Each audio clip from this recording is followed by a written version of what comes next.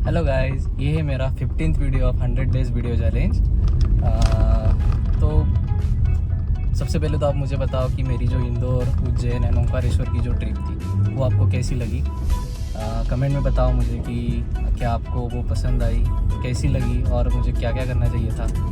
ये मेरा travel video series पसंद आ गई इंदौर, उज्जैन एंड ओंकारेश्वर की, तो मैं और एक आपके लिए नई वीडियो सीरीज़ बनाना चाहूँगा।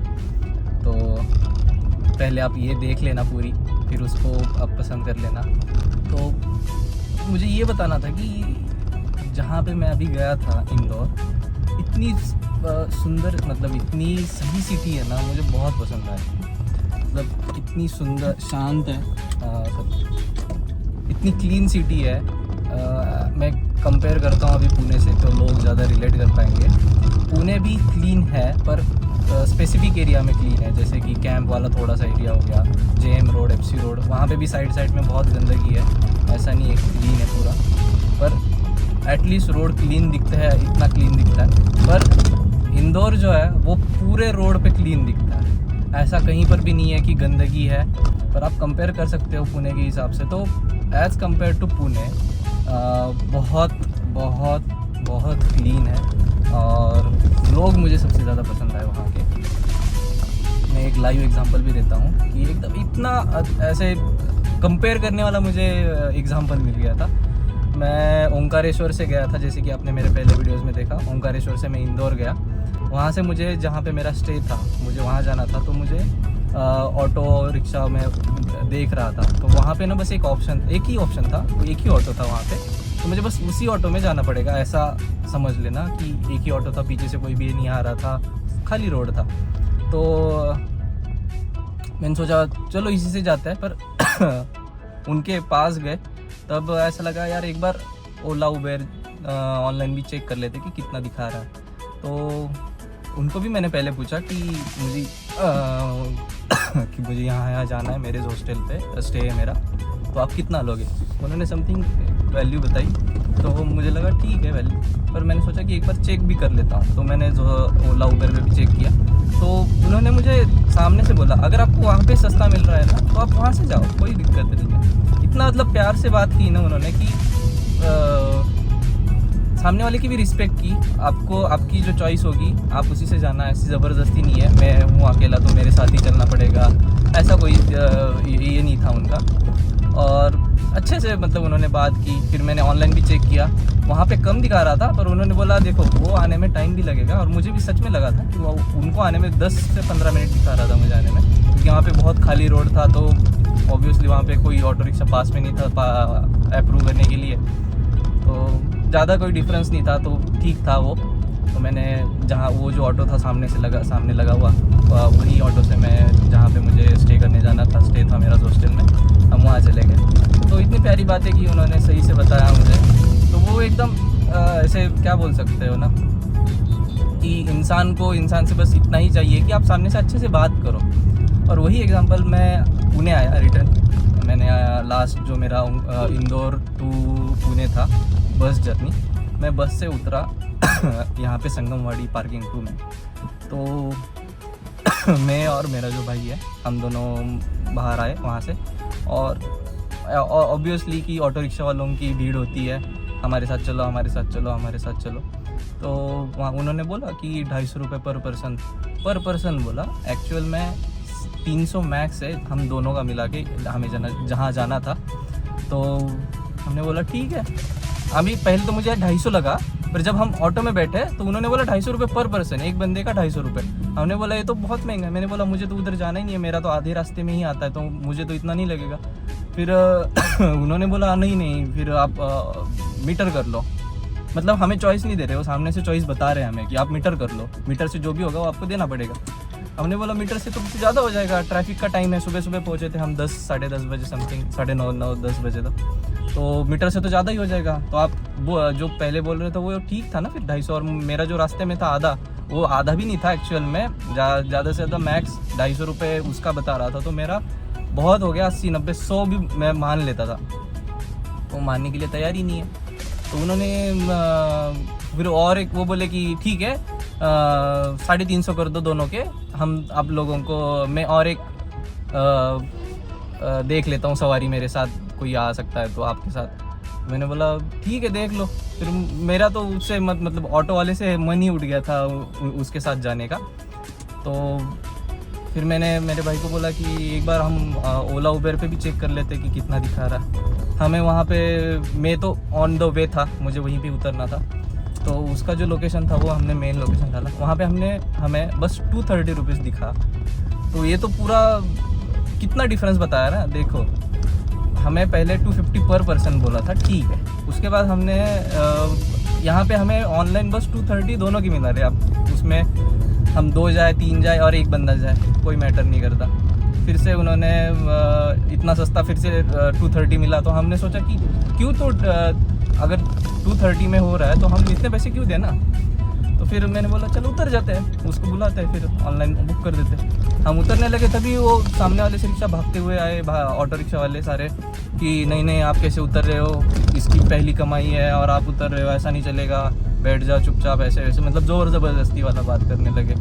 तो मेरी तो पहले से सटक गई थी कि ये तो इतना पैसे बोल रहा है तो ऊपर से ज़बरदस्ती भी करा रहा है।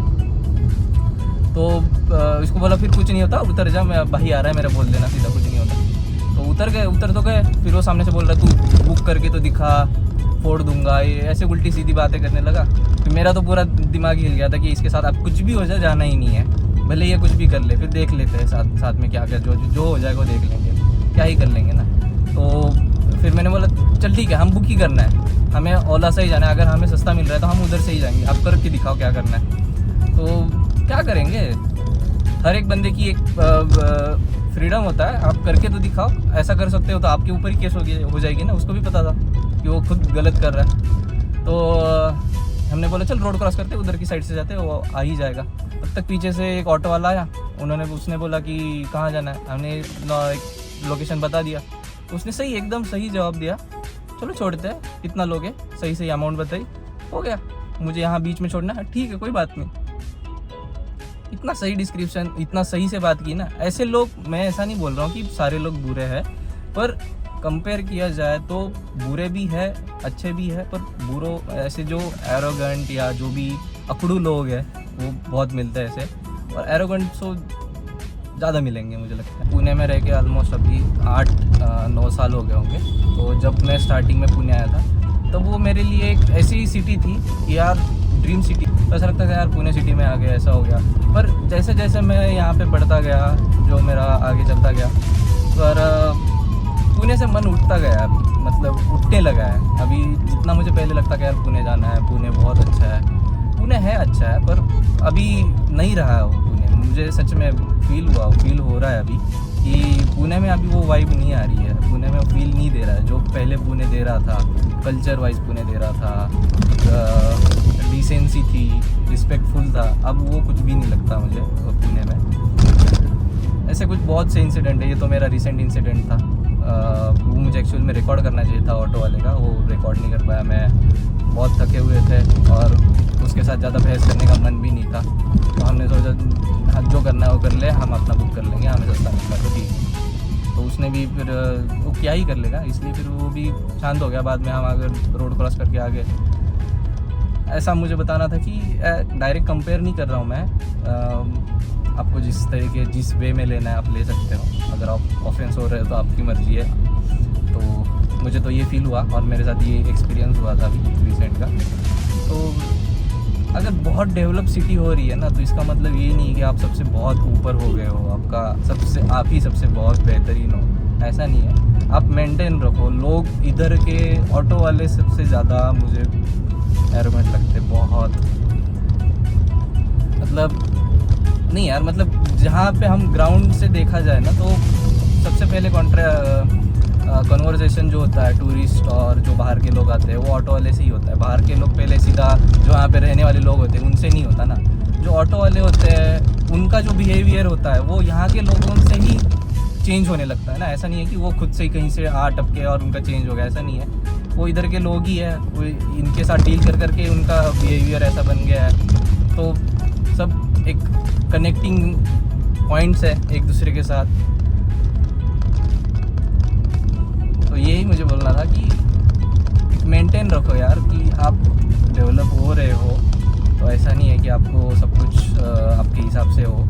पुणे सिटी है तो बहुत बड़ी है, अच्छी है, मुझे भी अभी भी अच्छी लगती है। ऐसा नहीं है कि मुझे बहुत उसके अपोजिशन में बोलना है पर जो मेरा पहले का जो था, क्या बोलते, रिलेशन या जो एक मैं फील कर पाता था पुणे को, वो अब नहीं होता है। तो बस यही बताना था मुझे, थोड़ा सा कंपैरिजन करना था इंदौर एंड पुणे का। ट्रैफिक तो अगर बताया जाए दोनों तरफ तो बहुत ट्रैफिक है, पुणे में भी बहुत है, बाहर के लोग तो है ही ऑब्वियसली। तो पुणे में ट्रैफिक देखा जाए तो ठीक है, क्योंकि बाहर के लोग भी है, जॉब्स भी उतने हैं, तो एज़ कम्पेयर ऐसा देखा जाए कि जितनी अपॉर्चुनिटी है यहाँ पे और जितने लोग हैं तो वो है, पर मेंटेन रखना चाहिए बाकी ट्रैफिक वगैरह सब। पर वहाँ पे ट्रैफिक बहुत गंदी है, वहाँ के ड्राइविंग स्किल नेक्स्ट लेवल है। अगर आप प्रो ड्राइवर हो, 4 व्हीलर तो आप नहीं, आई थिंक मुझे नहीं लगता कि आप वहाँ पे चला भी पाओगे, 2 व्हीलर ही सही, मैं 2 व्हीलर के कंपैरिजन में बताता हूँ। तो आपको प्रो लेवल ड्राइवर ही होना चाहिए वहाँ पे, अगर आप हो तो, नहीं तो बहुत सेफ चलाओ। इंदौर मुझे और एक चीज़ के लिए बहुत अच्छा लगा, वहाँ का जो चाट है एक नंबर है, मतलब इतना सही है ना। मैं अगली बार अगर इंदौर के लिए जाऊँगा तो स्पेशली चाट खाने के लिए जाऊँगा, क्योंकि घूम तो सब हो गया मेरा घूमना, क्योंकि जितनी भी आइटनरी थी वहाँ पे वो सब मैंने 2-3 दिन में सारी मेरी कवर हो गई। वापस जाना है तो भगवान के मतलब टेम्पल्स के दर्शन वगैरह करने तो जाऊँगा ही ऑब्वियसली, पर स्पेशली अगर मुझे जाना है तो मैं चाट खाने ही जाऊँगा। बहुत अच्छा है, बहुत मतलब 10 on 10 है एज़ कम्पेयर टू सब जगह का मुझे अभी जितना मैंने खाया है, तो बहुत सही है। मुझे चाट के हिसाब से, चाट अगर देखा जाए खाने का, बहुत सही, मुझे बहुत पसंद है। मैं फिज़िकली बस इधर हूँ पुणे में फ़िलहाल, पर मेरा दिलो दिमाग दोनों अभी फ़िलहाल इंदौर में ही है। इतना पसंद आया है, एक ही बार में गया फ़िलहाल, मेरी फर्स्ट विजिट थी, फर्स्ट बारी में पहली बारी गया था इंदौर में, पर पहली बार में जो बोलते हैं ना लव एट फर्स्ट साइट, वो हो गया मुझे इंदौर से। बहुत सही, मुझे बहुत पसंद है। मैं रिकमेंड भी करूँगा अगर किसी को रिलैक्स चिल खाने के लिए से एंजॉय करने जाना है वेकेशन। बाकी की भी प्लेसेस है, ऐसा नहीं है, आप जा सकते हो, पर अगर आप महाराष्ट्र से हो और आपको एक शॉर्ट ट्रिप चाहिए तो आप ज़रूर इंदौर को प्रेफरेंस दें।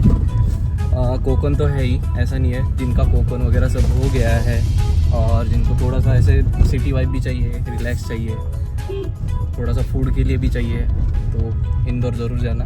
बहुत मैं 100 out of 100 दे सकता हूँ फ़िलहाल इंदौर के लिए। Love you Indore. तो इसी नोट पे मैं कंपैरिजन पे ये वीडियो एंड करता हूँ। अगर आपको ये पसंद आया हो, थोड़ा सा आपको पुणे के बारे में लगा हो तो उसके लिए मैं माफ़ी मांगता हूँ, पर जो मेरी फीलिंग्स थी, जो मुझे लगा, वही मैंने बताया आपको। तो प्लीज़ इस वीडियो को फिर भी लाइक करना, शेयर करना, सब्सक्राइब करना मत भूलना, और हाँ कमेंट भी करना अगली ट्रिप आपको कहाँ चाहिए, मतलब मैं कहाँ की वीडियो बनाऊँ, और बस आपका प्यार है। Bye bye.